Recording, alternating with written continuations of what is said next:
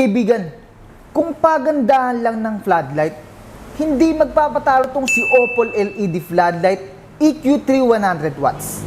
Bawat isang bilog niyan, kaibigan, binubuo yan ng 19 pieces na LED lights.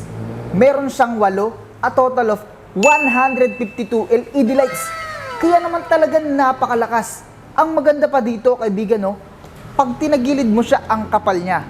Medyo may kabigatan to, kaibigan, dahil yung features nito ay pang outdoor talaga. Ganda, matibay, at tigit sa lahat, weather resistant to, kaibigan.